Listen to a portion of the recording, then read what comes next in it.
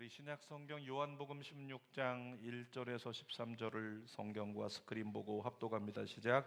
내가 이것을 너희에게 이름은 너희로 실족하지 않게 하려 함이니 사람들이 너희를 출교할 뿐 아니라 때가 이르면 무릇 너희를 죽이는 자가 생각하기를 이것이 하나님을 섬기는 일이라 하리라.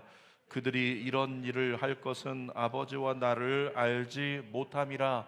오직 너희에게 이 말을 한 것은 너희로 그때를 당하면 내가 너희에게 말한 이것을 기억나게 하려 함이요 처음부터 이 말을 하지 아니한 것은 내가 너희와 함께 있었습니다.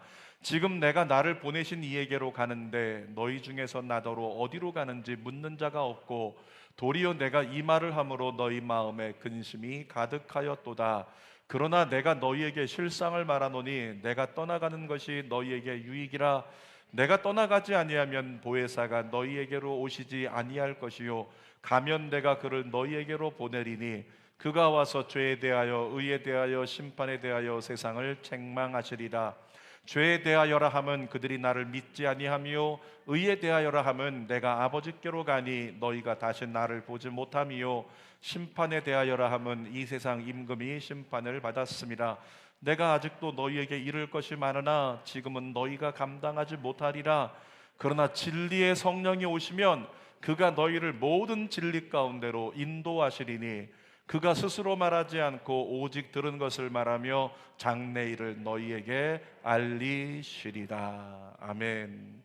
오늘은 요한복음 16장 1절에서 13절 말씀으로 실족하지 않으려면, 함께합니다. 실족하지 않으려면, 이런 제목으로 말씀을 나눕니다.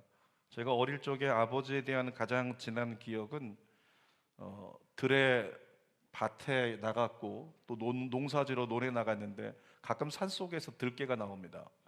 그러니까 집에서 키우는 개들은 다 백구 같은 개들이라 무섭지 않은데 들에서 시커먼 개들이 이렇게 뛰어나오면 무섭단 말이죠. 서너 마리가 이렇게 뛰어나와서 컹컹 짖고 있는데 저희 아버지가 저를 이렇게 밀치면서 앞에 나가서 나뭇가지 하나로 개들을 흩어버리고 쫓아버리니까 다 도망가 버렸어요. 여러분, 어린 심정에 제가 그때 저희 아버지를 이렇게 생각했습니다. 우리 아버지 슈퍼맨이구나. 그때는 슈퍼맨이 없었기 때문에 우리 아버지 마징가 제트 같다, 이런 생각을 한 적이 있다는 거죠. 아버지만 옆에 있으면 무서울 것이 전혀 없었어요. 여러분, 제자들에게 있어서요, 예수님이 그런 존재입니다. 예수님만 옆에 있으면 문제 없었어요. 아멘입니까? 예수님이 함께 계시면, 예수님은 어떤 리더냐면 사자 같은 리더예요. 예수님이 함께 계시면 어느 누구도 감히 건드릴 수 없는 강력한 리더셨다는 거죠. 제 아무리 우는 사자 같은 사탄이 활개치고 덤빌지라도 예수님만 함께 계시고 예수님만 옆에 계시면 걱정 없었습니다. 예수님이 다 해결하셨습니다. 그래서 제자들은 예수님과 함께 있을 때 어깨를 펴고 의시되면서 당당해서 두려운 기색 전혀 없었고 그렇게 걷더니 모든 걸 이겨냈다는 거죠. 그런데 요한복음 16장까지 지금 예수님께서 제자들에게 말씀하고 계신데 무엇을 말씀하고 계실까요? 고별 설교하고 계신 거예요. 이 마지막 밤에 제자들 모아놓고 얘들아, 내가 너희에게 고별 설교한다, 내 뜻이 이것이다라고 고별 설교하고 계신 거예요. 여러분, 고별 설교 끝나면 어떻게 되는 거예요? 예수님 떠나시는 겁니다. 예수님 제자들을 떠나시는 거예요. 예수님은 곧 떠나가시게 됩니다. 예수님 떠나시고 나면 리더를 잃어버린 교회가 사탄에게 삼킨바 되려고 흔들리는 시대가 다가오는 거죠. 그 과정에서 예수님 십자가에서 못 박혀 죽으셨다가 부활하시고 나중에 승천하심까지 다 보았지만 초대교회는 어떻게 됐을까요? 제자들은 어떻게 됐을까요? 극심한 박해가 다가와요. 극심한 핍박이 다가오고 극심한 환란이 다가왔다는 거죠. 실제로 구전에 의하면 제자들 중에서 사도 요한을 제외한 모든 제자가요, 다 순교했대요. 그런 핍박이 다가오는 거죠. 여러분, 핍박 속에서 제일 중요한 건 뭐냐면 실족하지 않고 끝까지 믿음을 지켜내는 것, 그것이 제일 중요한데 저와 여러분들도 마찬가지입니다. 우리가 앞으로 살아갈 세상이요, 만만치 않다는 거죠. 그럼에도 불구하고 앞으로 살아갈 세상에 저와 여러분이 믿음을 지켜서 실족하지 않게 되기를 주님의 이름으로 부탁드립니다. 옆에 분에게 선포하세요. 실족하지 않을지어다. 실족하지 않을지어다. 사랑하는 여러분, 세상에서 조금 덜 가져도 괜찮습니다. 조금 덜 누려도 괜찮습니다. 세상에서 아무리 많은 것 누려봐야 갈 때 못 가지고 간단 말이죠. 아무리 좋은 것 많이 가지고 있어도 세상 떠날 때는 그냥 빈손 들고 떠날 수밖에 없는 게 세상이에요. 너무 세상에서 많이 못 가진 것 때문에 염려하거나 거기에 묶이지 말자는 거죠. 좀 약할 수 있습니다. 질병이 남아있을 수 있어요. 좀 부족할 수 있습니다. 그런데 소망 가지십시오. 천국 가면 다 치유됩니다. 천국 가면 부족함이 없는 하나님의 은혜를 예비해 주셨잖아요. 그러니까 이것저것 염려하지 말고 너무 이것저것 모자라다고 거기에 마음 쓰지 말자. 그 대신 한 가지만 중요하게 우리가 마음을 써야 될 것이 있다는 것입니다. 그것이 무엇일까요? 실족하지만 마시라고요. 따라합시다. 실족하지 말자. 아멘입니까? 실족이 뭐냐면 심판의 바다에 빠져서 죽어가던 우리를 하나님께서 예수 그리스도의 이름으로 건져주신 걸 구원이라고 하거든요. 근데 구원받은 자가 이렇게 무태 올라와서 나 살았다 안심하고 있는데 어느 순간에 바위에 잘못 발을 디뎌가지고 미끄러져가지고 심판의 바다에 다시 빠져버리면 그게 바로 실족이라고 하는 거죠. 여러분 1절 말씀 보니까 예수님께서 제자들에게요 부탁하십니다. 읽어봅시다. 1절 말씀, 내가 이것을 너희에게 이름은 너희로 실족하지 않게 하려 함이니. 예수님 뭐라고 말씀하세요? 너희 실족하지 않게 하려고 내가 이거 쓰는 거야. 늘 얘기하죠. 성경 읽다가 얘들아 염려하지 마라. 자, 어떤 일이 다가올 거라고요? 염려할 일이 다가올 거라고. 두려워하지 말라. 이 말씀이 있으면 어떤 일이 다가올 겁니까? 두려워할 일이 다가온다는 거예요. 근심하지 말라. 어떤 일이 다가온다는 겁니까? 근심할 일이 다가올 거라는 거죠. 그러니까 지금 예수님께서 너희로 실족하지 않게 하려고 내가 이거 알려주는 거야. 이 말씀은 뭐냐면 앞으로 얘들아 너희 실족할 수 있을 때가 다가올 거다, 이런 말씀이라고 하는 거죠. 그래서 예수님께서 지금부터 내가 하는 이야기 잘 들어, 이렇게 말씀하면서 이제 오늘 설교를 16장에서 제자들에게 펼쳐가시는 거죠. 자, 본문 속에서 세 가지를 함께 실족하지 않기 위한 하나님의 마음 함께 나누길 원합니다. 첫 번째로 예수님을 제대로 알아야 한다. 따라합시다. 예수님을 제대로 알자. 여러분 예수님을 제대로 알아야 실족하지 않는다는 말씀입니다. 그리스도인은 예수님을 믿고 따르는 사람들입니다. 예수님을 따른다면 누구보다도 예수님의 뜻을 잘 알고 따라야 된다는 거예요. 잘못 짚으면 안 된다는 거죠. 유대 지도자들을 보면 그들은 야훼 하나님을 섬기는 사람이란 말이죠. 야훼 하나님을 섬기는 사람들인데 문제는 뭐냐면 그들이 하나님을 잘 섬긴다는 게 우리 하나님 잘 섬깁니다, 예수 믿는 사람 죽여, 이렇게 하고 있는 거예요. 그러니까 하나님이 보내신 예수 그리스도인데 하나님의 마음도 모르고 하나님의 뜻을 제대로 알지 못하니까 예수 그리스도를 핍박하고 교회를 핍박하는 그 일을 유대 지도자들이 행하고 있다는 거죠. 어떤 명목으로? 하나님을 섬긴다는 명목으로. 자, 2절 말씀이 그것인데 읽어보겠습니다. 사람들이 너희를 출교할 뿐만 아니라 때가 이르면 무릇 너희를 죽이는 자가 생각하기를 이것이 하나님을 섬기는 일이라 하리라. 자, 제자들을 출교하고 우리 안에 들어올 수 없어, 성도 안에 들어올 수 없어, 나가! 출교해버리고 제자들을 잡아서 죽이는 자, 여러분 그들이 누구라고요? 하나님을 섬긴다고 하는 유대 지도자들이에요. 하나님을 섬긴다고 하는 유대 지도자들이 뭐라고 얘기하냐면 예수 믿는 사람들을 내쫓고 예수 믿는 사람들을 잡아 죽이면서 말하기를 우리 하나님 섬기는 거야, 이렇게 얘기를 하고 있다는 거죠. 왜 그런 착각을 했을까요? 예수님을 제대로 알지 못했기 때문에 그런 거예요. 자, 예수님께서 말씀하십니다. 3절에 읽어봅시다. 시작. 그들이 이런 일을 할 것은 아버지와 나를 알지 못함이라. 그들이 모르기 때문에 이런 짓을, 나를 알지 못하기 때문에, 내 뜻을 모르기 때문에 그들이 이런 짓을 하고 있다는 겁니다. 여러분 이스라엘은 유대인들로 구성된 단일 민족입니다. 그들은 유대교를 믿습니다. 전통적으로 유대인들은 지금도 예수 그리스도를 그리스도로 인정하지 않습니다. 그런데 선교사님들이 노력을 해요. 그 이스라엘 사람들도 예수 믿고 구원받기를. 그래서 복음을 전하고 전하는데 다른 곳보다 힘들지만 이스라엘 안에서도 예수 믿는 사람이 나오기 시작했어요. 1000명의 공동체가 있는데 거기서 한 명이 예수 믿어요. 그 사람을 누구라고 부르냐면 메시아닉 주라고 부르는 거예요. 근데 여러분, 이 메시아닉 주들이 메시아닉 주가 되었다는 이유로 유대인들에게 왕따를 당하고 테러까지 당합니다. 메시아닉 주가 지나가면요, 그 차에다 돌을 던지고 때로는 무기를 쏘기도 하고 그들에게 폭행을 가하기도 하고 집단 폭행, 이런 짓을 한다는 거죠. 예수를 믿는다는 것만으로도. 근데 그 테러를 가하는 사람들 중에 누가 있냐면 랍비들이 있어요. 랍비가 누군지 아시죠? 종교 지도자들. 대한민국으로 얘기하면 성직자들이에요. 성직자들이 강목 들고 나가서, 성직자들이 돌 들고 나가서, 성직자들이 어떤 쇠파이프 들고 나가서 그 예수 믿는 사람들을 예수 믿는다고 때린다고요. 폭행한다는 겁니다. 테러를 가한다는 겁니다. 왜 그럴까요? 그들은 그것이 하나님을 섬기는 일이라고 믿기 때문이에요. 여러분, 목사를 위해 기도 많이 하셔야 됩니다. 목사가 어느 날 갑자기 하나님께 응답받아가지고 하나님께 응답받기를, 우리 성도들 세상에서, 죄에서 완전히 단절되고 정신 차릴 수 있도록 예배 시간에 나갈 때 쇠파이프 들고 다 나갈 때 한 대씩 때려라. 여러분, 주의 종에게 이런 하나님의 응답을 주시면 제가 어느 날 어쩔 수 없이 주님께 순종하기 위해서 쇠파이프 들고 입구에 서가지고 나갈 때 한 번씩 엎드리세요. 여성분들 아니면 남자들면 전부 다 엎드려. 그리고 그걸 휘두르고 있는, TV에서 그런 모습 보셨죠? 어떤 교회 보니까 막 그냥 머리를 다 잘라버려요. 머리카락을. 그리고 엎어놓고 막 때리기 시작하고 체벌하고, 그것을 마치 안찰이라는 명목으로. 이 하나님을 잘 알지 못하면 그런 짓을 행한다는 거죠. 그들은 어떤 얘기를 하냐면, 아니 하나님의 뜻을 잘 섬기고 있는데, 제가 입구에 서가지고 쇠파이프를 휘두르면서 뭐라고 한다고요? 나 하나님을 섬기는 일을 하고 있는 거야. 이렇게 하고 있는 것이 유대 지도자들이라고 하는 거죠.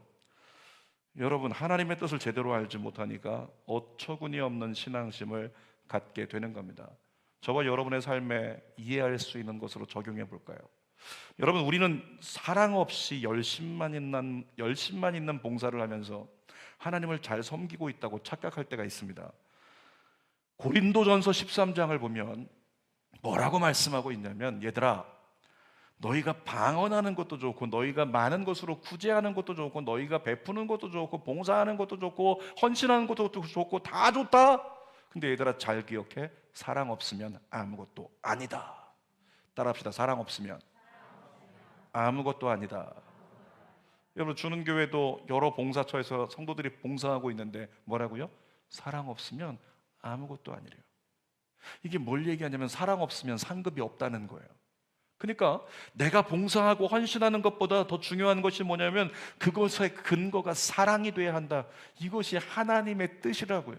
근데 우리가 하나님의 뜻을 제대로 알지 못하면 어떻게 할까요?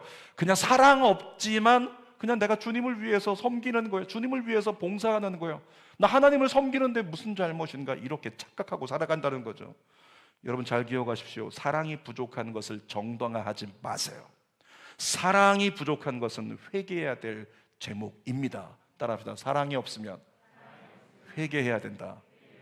공감하십니까? 사랑이 없는 건 회개해야 돼요. 금요 성령 집회 때 얘기했죠. 사랑하면 옆 사람에게 눈길을 안 줄 수가 없어요. 사랑하는데 어떻게 안 쳐다볼 수가 있어요? 사랑하는데. 자, 좌우에 있는 사람 한번 쳐다보세요. 쳐다보십시오. 자, 쳐다보라고 하니까 여러분 어떻게 하셨는지 아세요? 잠깐 봤다가 그대로 고개 돌렸어요. 이게 뭐냐면 관심 없다는 거야. 어떤 인간이 앉아있는 잠깐 보기는 했지만 관심은 없다. 여러분, 진짜 제대로 쳐다보려면 5초 이상 쳐다봐야 돼요. 5초 이상 정확히 한 사람을 쳐다보잖아요. 그러면 그 사람의 상태를 알 수 있대요. 그 사람의 마음이 어떤지, 그 사람이 괜찮은지 안 괜찮은지 알 수 있다는 거예요. 5초 이상 그를 바라보고 그가 괜찮지 않으면 손잡아줄 수 있고, 금요 성령 집회 나오신 분들은 아시지만 괜찮지 않으면 손잡아주고 축복해주고 격려해주고 할 수 있는데, 안 되면 뭐 하라고요?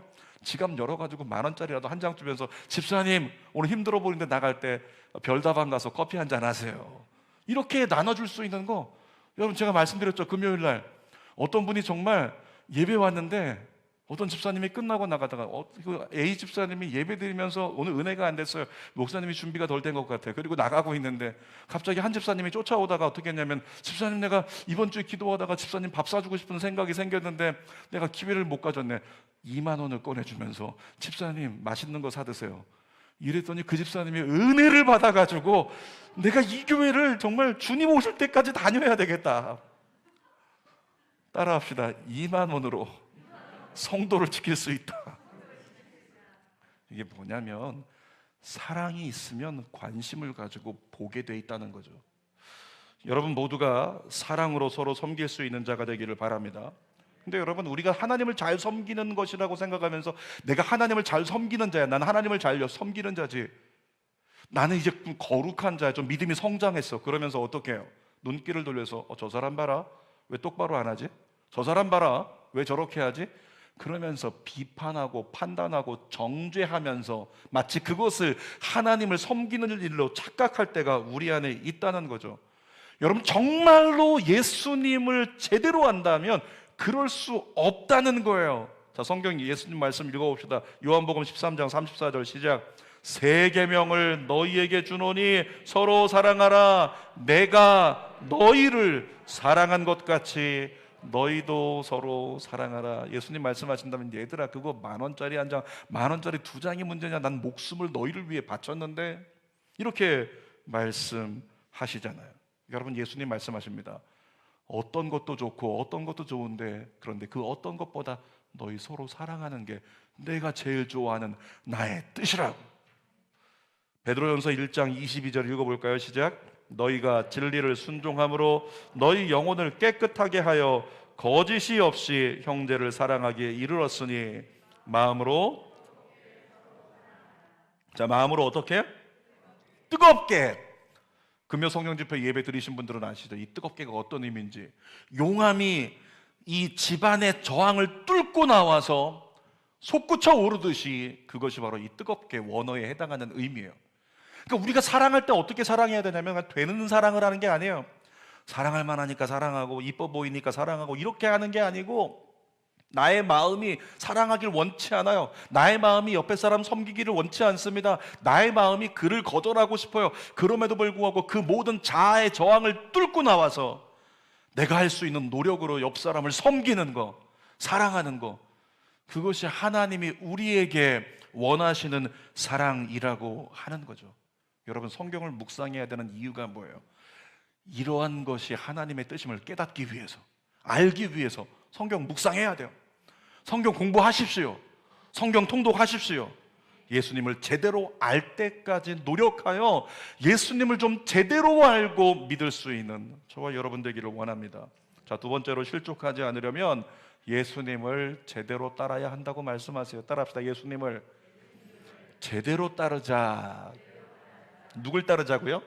예수님을 제대로 따르자고요. 근데 우리 삶은 조금 이따 얘기하겠지만 예수님을 따르지 않습니다. 여러분은 예수님을 따르지 않아요. 여러분 자신을 따라 사는 거죠. 자, 5절 말씀 읽어보겠습니다. 시작. 지금 내가 나를 보내신 이에게로 가는데 너희 중에서 나더러 어디로 가는지 묻는 자가 없고, 그 옆에다 괄호 열고, 제가 청소년 예배로 지칭해서 옆에다가 하나를 붙인다면 뭐라고 하냐면 아니면 시쳇말로 하면 벙찐다, 이렇게 써야 돼요. 지금 예수님이 무슨 말씀하고 계신 거냐면, 얘들아 내가 떠날 거야, 얘들아 나 간다, 그러고 있는데 제자들이 아무것도 물어보지 않아요. 예수님께. 예수님 어디로 가신다는 거죠? 묻는 자가 없다는 거예요. 제가 어느 날 여러분 앞에서 얘기하는 거죠. 여러분, 제가 이제 다음 주에 주는 교회를 떠나겠습니다. 근데 멀뚱멀뚱 쳐다보기만 하고 있고 묻는 자가 없어요. 목사님 어디 가세요? 물어봐야 되잖아요. 우리를 두고, 아니에요? 아닌가? 우리를 두고 어디 가세요? 이래야 정상이잖아요. 그러니까 제자들도 예수님이 3년 반 동안 데리고 다니면서 모든 은혜를 다 끼쳤는데, 예수님 떠나신다고 하면 어디 가세요? 물어봐야 되잖아요. 근데 예수님께서 뭐라고요? 야, 너희들 중에 내가 어디 가냐고 묻는 자가 없다. 여러분은 왜 그럴까요? 제자들은 예수님이 어디 가시는지 관심이 없었어요. 제자들의 관심은 자기밖에 없었어요. 제자들은 자기 안위만 걱정했습니다. 예수님이 떠나신다고 했을 때 예수님 어디 가시는지 궁금해서 그걸 묻는 게 아니라 속으로 생각하는 거죠. 야, 예수님 떠나시면 나 어떻게 하지? 예수님 떠나시면 나 어떻게 하지? 자기 안위만 생각하고 있는 그런 모습이 제자들의 모습이었다는 거죠. 자, 6절 말씀 읽어봅시다. 시작. 도리어 내가 이 말을 함으로 너희 마음에 근심하였도다. 예수님께서 얘들아 나 떠난다, 너희를 죽이는 사람들이 올 거야, 너희를 핍박할 거야, 이런 얘기를 예수님 하셨는데, 그 말 때문에 제자들은 무엇만 하고 있다? 근심만 하고 있다. 왜 근심한 거예요? 예수님 떠나시면 예수님 도대체 어딜 가시려는 거야? 이 근심이 아니고 어떤 근심? 예수님 떠나시면 어떻게 하지? 예수님 떠나시면 나 어떻게 살지? 예수님만 믿고 지금 예수님한테 올인해가지고 여기까지 따라왔는데 예수님 떠나시면 나 어떻게 하냐고 자기만 생각하고 있는 제자들의 모습이라는 거죠. 지금 예수님이 십자가에 못 박히시기에 하루 전날임에도 불구하고 제자들은 이기적인 모습만 보여주었습니다. 여러분, 예수님의 마음은 마태복음 16장 24절 보니까 이렇게 말씀하고 계세요. 읽어봅시다. 시작. 예수께서 제자들에게 이르시되 누구든지 나를 따라오려거든 자기를 부인하고 자기 십자가를 지고 나를 따를 것이니라. 예수님 따르려면 제일 먼저 뭐가 필요하다고요? 자기를 부인해야 된대요. 자기를 부인해야 된답니다. 여러분, 자기를 부인하라는 말씀은 자아를 부인하라는 말씀이죠. 자아를 구성하는 가장 강력한 핵심 마음이 있는데요, 그게 뭐냐면 이기심이에요. 여러분 안에 자아가 있습니다. 여러분을 얘기합니다. 여러분의 생각을 얘기합니다. 여러분의 중심을 얘기합니다. 근데 여러분의 중심을 이루고 있는 핵심 마음이 뭐라고요? 이기심이라는 거예요. 여러분, 이기심은 자기가 우선된 마음입니다. 자기 생각이 우선되면 어떻게 될까요? 하나님의 뜻을 놓치게 돼 있어요.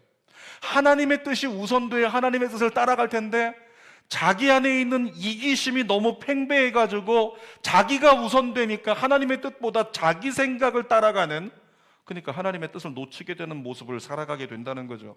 여러분, 이기심은 하나님의 뜻인 연합을 방해하는 가장 큰 장애물이 됩니다. 이기심을 이기려면 자아에 두었던 삶의 기준을 하나님의 말씀으로 옮겨야 돼요. 성경의 증거 볼까요? 시편 119편 36절입니다. 시작. 내 마음이 주의 말씀으로 향하게 하시고 이기적인 욕심으로 치우치지 않게 하소서.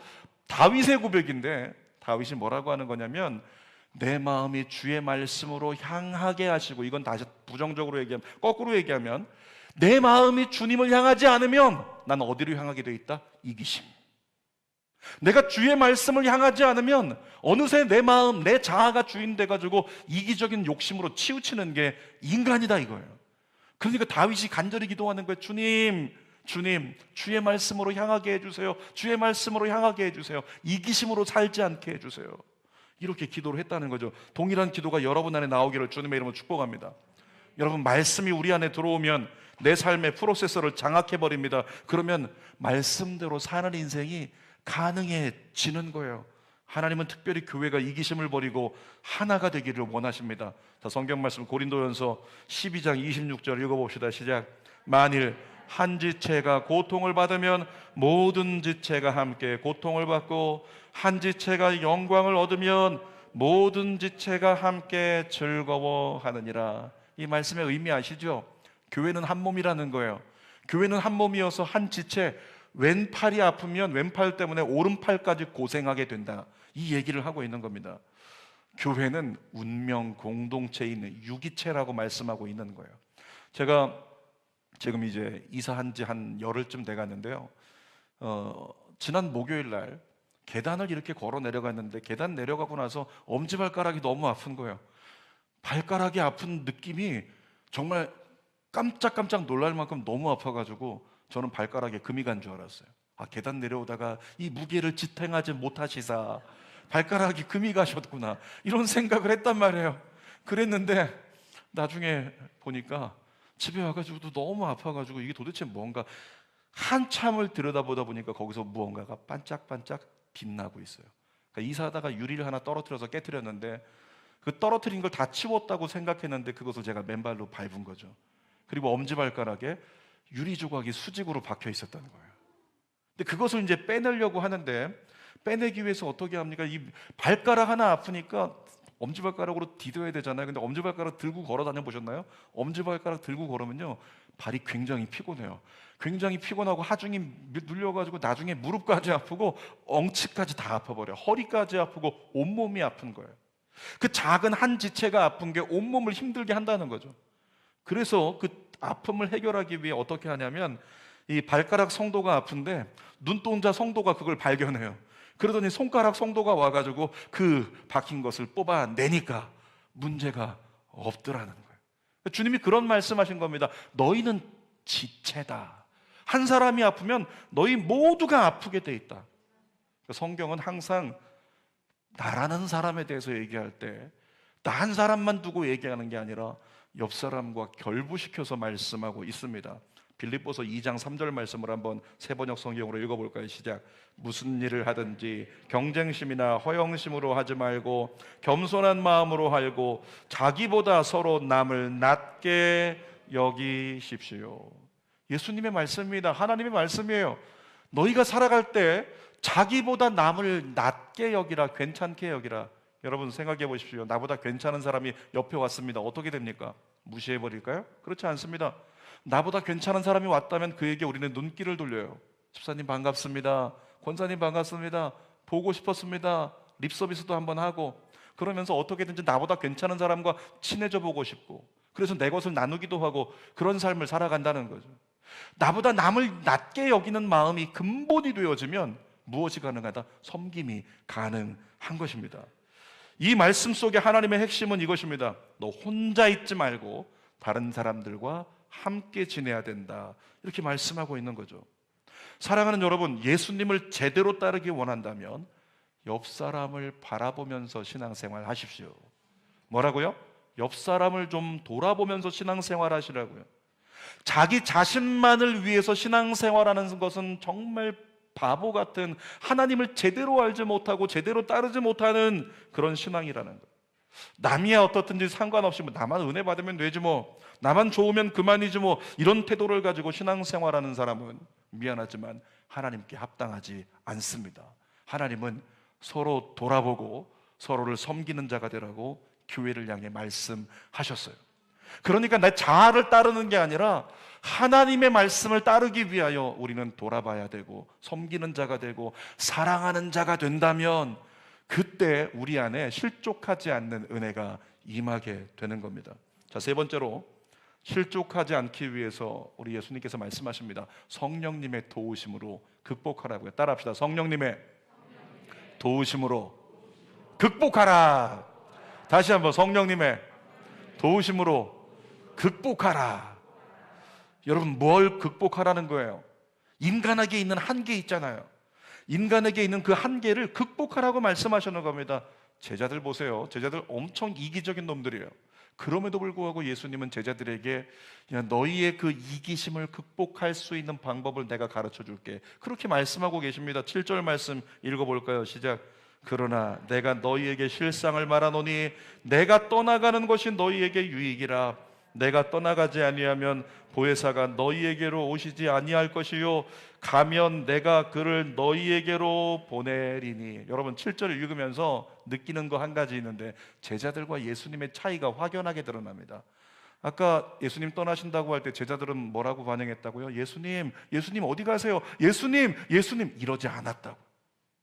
제자들은 물어보지 않았어요. 자기들만 생각했어요. 그런데 예수님은 지금 7절에서 자기가 떠나신다라고 말씀하시는데 이 제자들 어찌할 꼴을 고민하다가 그 제자들에게 그들이 극복할 수 있는 방법을 가르쳐 주시면서 이 7절 한 절에만 너희에게가 4번이나 나와요. 너희에게. 여러분, 예수님의 관심은 누구에게 있었다고요? 제자들에게 있었어요. 예수님의 관심은 교회에 있었습니다. 예수님은 여러분에게 관심을 가지고 계세요. 우리만 예수님께 관심이 없는 거예요. 예수님은 날마다 우리를 떠나지 않고 졸지도 않고 주무시지도 않고 우리를 지켜주신다고 약속하시잖아요. 우리만 주님 안 쳐다봐요. 그것이 현실이라는 거죠. 이 현실을 극복하게 하기 위해서 예수님께서 이 땅에 보내주시겠다고 약속하신 바, 그가 누굽니까? 바로 보혜사 성령 하나님이세요. 사도행전 2장 1절에서 4절에 성령 강림이 일어나는 장면이 구체적으로 디테일하게 묘사되고 있는데 읽어봅시다. 시작. 오순절 날이 이미 이름에 그들이 다 같이 한 곳에 모였더니 호련히 하늘로부터 급하고 강한 바람 같은 소리가 있어 그들이 앉은 온 집에 가득하며 마치 불의 혀처럼 갈라지는 것들이 그들에게 보여 각 사람 위에 하나씩 임하여 있더니 그들이 다 성령의 충만함을 받고 성령이 말하게 하심을 따라 다른 언어들로 말하기를 시작하니라. 여러분, 성령이 하늘로부터 임했을 때 제일 먼저 바뀌는 게 뭐다? 말이 바뀐대요. 성령이 말하게 하심을 따라 다른 말을 하기 시작하더라. 인간에게 있는 가장 큰 문제, 딜레마가 뭐냐면 입술에 부정을 달고 산다는 거예요. 인간을 조사해 봤더니 인간은 입술에서 나오는 말의 70% 이상이요 다 부정적이래요. 그냥 근심 안 해도 되는데 걱정이다, 어떻게 하냐, 죽을 것 같다, 안 될 것 같다, 뭐 온갖 이 부정을 입술에 다 달고 산다는 거죠. 그래서 입술만 바꿔도, 입술의 고백만 바꿔도 인생 바뀔 수 있다. 아멘입니까? 그래서 제가 유행어처럼 하자고 얘기를 하는 거예요. 뭐라고요? 문제 있어? 기도해. 기도하면 돼. 워낙에 기도 안 하는데 기도만 해봐라 한번 어떤 일이 벌어지는지. 근데 죽도록 안 하거든요. 근데 입술에 말이 바뀌면 내 입술에서 어느 순간에 문제 있어. 기도해. 기도하면 돼.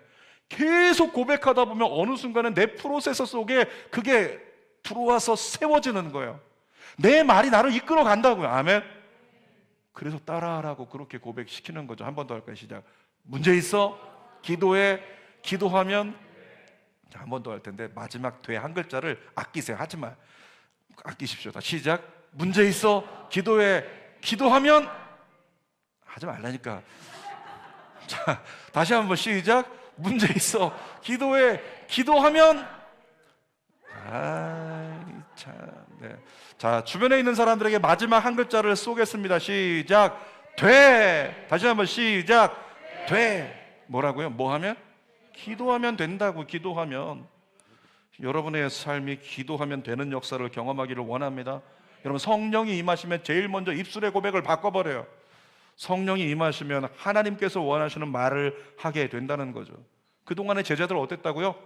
자기 안위만 생각하는 이기심에 가득한 제자들이었다는 겁니다. 그런데 보혜사 성령님이 오시니까 이기심이 극복돼 버렸어요.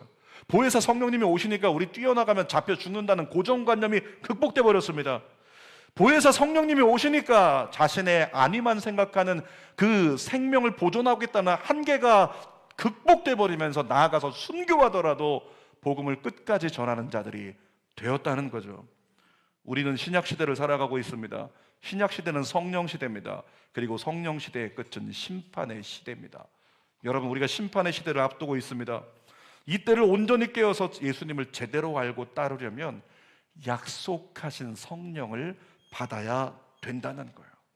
여러분에게 부탁드립니다. 지금보다 7배 이상 기도하기로 작정하십시오. 안 하겠다는 거예요? 다시 선포합니다. 지금보다 7배 이상 기도하기로 작정하십시오. 여러분, 왜? 기도하면 하나님께서 성령을 주신다고 했어요. 구하는 자에게 성령을 주신다고 했습니다. 자, 성령 받은 사람들의 모습을 보세요. 사도행전 1장 14절 시작. 여자들과 예수의 모친 마리아와 예수의 아우들로 더불어 마음을 같이하여 전혀 기도에 힘쓰니라. 자, 사도행전 1장 14절 한 번 더 읽어볼까요? 시작. 여자들과 예수의 모친 마리아와 예수의 아우들로 더불어 마음을 같이하여 전혀 기도에 힘쓰니라. 이 전혀가 뭐냐면 다른 거 쳐다보지 않고 다른 데 마음 두지 않고 다른 거 의지하지 않고 오직 예수 바라보고 기도에 힘쓰겠다는 거예요. 그때 뭘 받았어요? 성령을 받은 거예요. 열흘째 성령 받고 삶이 완전히 뒤집혀졌습니다. 제가 경험했습니다. 제자들과 함께 예배드리고 성도들과 함께 예배드리다가 예배 가운데 성령이 임하시고 성령의 체험을 하는데 정말로 방언하지 못하던 자가 방언이 열리면서 예배 끝나고 하루 동안 한국말을 못해요. 한국말을 못하는 자매를 봤고요, 한국말을 못하는 형제를 봤고요, 한국말을 못하는 집사님을 봤어요. 3사람이나 봤어요. 얼마나 강력하게 성령의 역사가 임하든지 하나님께서 한국어를 걷어가 버리시고 확실한 증거를 나타내기 위해 24시간 동안 한국말이 안 나와요. 여러분 중에 그런 체험하게 되시기를 주님의 이름으로 축복합니다. 오늘 예배 끝나고 한국말을 잊어버리게 되는 역사가 일어나기를 소망해 봅니다. 설교 결론입니다. 제목이 뭐예요? 실족하지 않으려면. 여러분, 실족하지 않으려면 예수님이 가르쳐 주시는 방법이 하나래요. 보혜사 성령이 임하셔야 된답니다. 따라합시다. 성령이여 임하소서. 성령이여 임하소서. 한 번 더, 성령이여 임하소서. 성령이 임하시면 어떤 역사가 일어나는 것이냐면, 성령이 임하시면 예수님을 제대로 알게 되는 거예요. 내가 주가 아니라 정말로 주님을 섬기는 어떤 봉사가 전부가 아니고 사랑이 진짜구나를 깨닫게 되는 거예요. 성령이 임하시면. 뿐만 아니라 성령이 임하시면 이기심을 극복하면서 나 기준으로 사는 인생이 아니라 말씀 기준으로 사는 인생이 실현된다는 거죠. 성령이 임하시면. 그래서 교회에서는 그렇게 성령 받으라, 성령 받으라 이야기하고 있는 겁니다. 우리 13절 상반절 마지막으로 함께 읽어보겠습니다. 시작. 그러나 진리의 성령이 오시면 그가 너희를 모든 진리 가운데로 인도하시리니. 그 진리의 성령님 오늘 오시옵소서. 기도하겠습니다. 거룩한 아버지 하나님, 실족하지 않을 수 있는 우리 모두가 되게 하여 주시옵소서. 실족하지 않으려면 방법은 하나입니다. 보혜사 성령님께서 내 안에 임하셔야 되고, 성령님이 나의 말을 바꾸시고 나의 삶을 주장하실 때 우리는 실족하지 않을 수 있습니다. 이 마지막 때 우리 모두 실족하지 않도록 성령님 임하여 주시옵소서. 자기를 부인하고 십자가 지고 정말로 주님을 향해서 끝까지 달려나갈 수 있는 그 믿음의 헌신, 정말로 성령으로 우리 안에 가능케 하여 주시옵소서. 예수님의 이름으로 기도드립니다. 아멘. 우리 함께 기도하는 마음으로 찬송 부르고 기도하겠습니다. 십자가를 질 수 있나 주가 물어보실 때 죽기까지 따르고 내가 되기를 원합니다. 성도 대답하였다.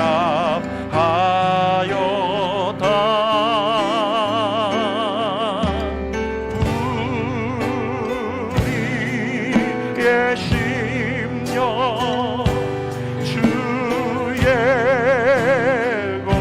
것이니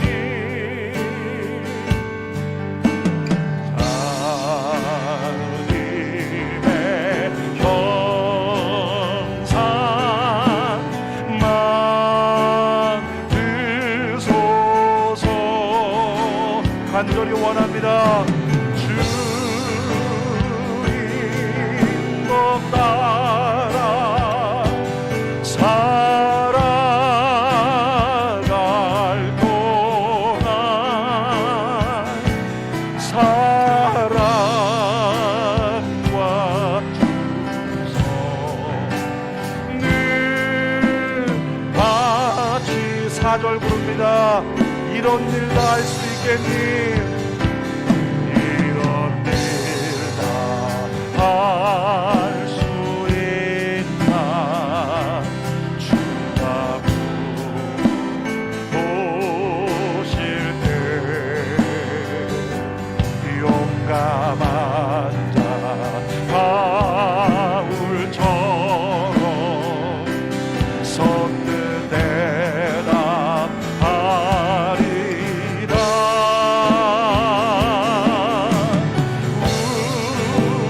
우리의 심령 주의 것이리.